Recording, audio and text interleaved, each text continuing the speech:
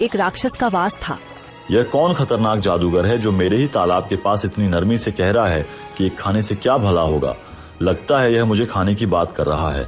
मुझे कुछ तो करना पड़ेगा। शाम को वह चुपचाप आंगन में बैठा था। तभी मुखिया और बलिया उसके घर आ पहुंचे। अब क्यों आए हो?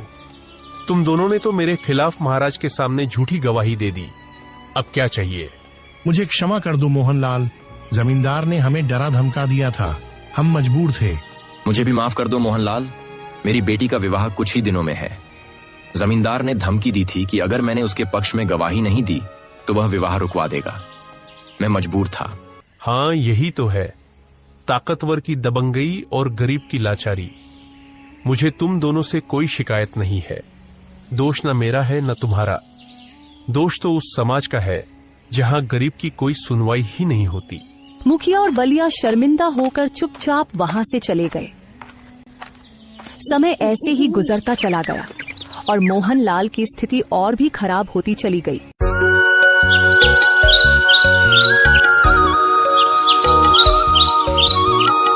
कब तक घर पर बैठे रहोगे? कुछ काम क्यों नहीं करते? मैं एक किसान हूँ। तुम ही बताओ, खेती के अलावा और मैं क्या जानता हूँ? खेती की बात कर रहे हो? खेती अब बची ही कहाँ है। जाओ कोई और काम ढूंढो, वरना हमारी हालत और भी बिगड़ जाएगी। इस छोटे से गांव में मुझे कौन काम देगा? राधा, क्या बात करती हो? अगर यहाँ नहीं मिलेगा तो दूसरे गांव या राज्य में जाओ। कहीं ना कहीं रोजी रोटी तो मिलेगी। मोहनलाल कुछ देर सोच में डूब गया और फिर बोला, हाँ ठीक है, मैं वजनगर राज्य जाऊंगा। वहाँ मजदूरी ठीक मिलती है। तुम मेरे लिए कुछ रोटियां बना दो। घर में बस थोड़ा सा ही आटा बचा है। इससे सिर्फ एक ही रोटी बन सकती है और सब्जी के नाम पर कुछ भी नहीं है। मोहनलाल बहुत उदास लहजे में बोला, अगर वो भी मैं ले जाऊंगा तो तुम क्या खाओगी? मेरी चिंता मत करो, मैं पेड़ के पत्तों से किसी तरह गुजारा कर लूंगी। राधा ने एक रोटी बनाकर मोहनलाल को दी। मोहनलाल रोटी लेकर विजयनगर की ओर पैदल चल पड़ा। रास्ता एक घने जंगल से होकर गुजरता था। कुछ देर बाद रात गहराने लगी और मोहनलाल के पेट में भूख के मारे चूहे दौड़ने लगे। उसे बहुत तेज भूख लग रही थी। तभी उसकी नजर एक तालाब पर पड़ी। चलो, तालाब तो मिल गया। अब रोटी खाकर प्यास बुझाऊंगा, कुछ तो भला होगा। वह तालाब के पास गया, रोटी निकाली और उसे देखते हुए बोला, ये तो बस एक ही है। अगर मैं खा लूंगा तो मेरी भूख फिर भी नहीं मिटेगी।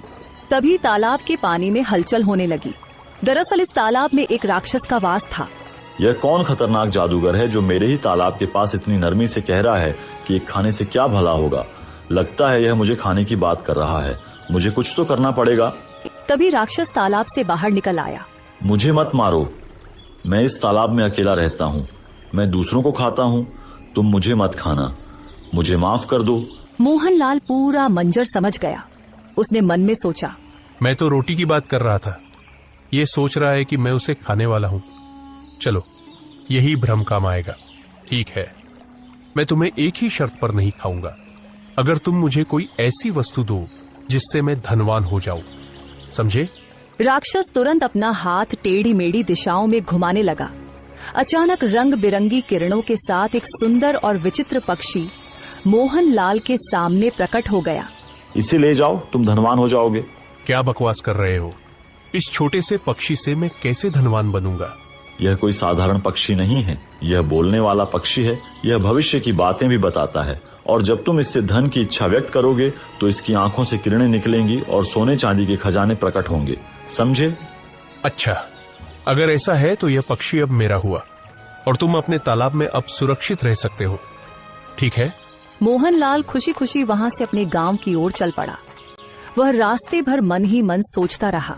राधा जब इस पक्षी के बारे में सुनेगी तो बहुत खुश हो जाएगी। इसे लाइक करें, और जब मैं धनवान हो जाऊंगा तो किसी गरीब पर आंच नहीं आने दूंगा। और बेल आइकन जरूर दबाएं, हाँ, ताकि हमारी हर नई मजेदार और मनोरंजक वीडियो सबसे पहले आप तक पहुंचे।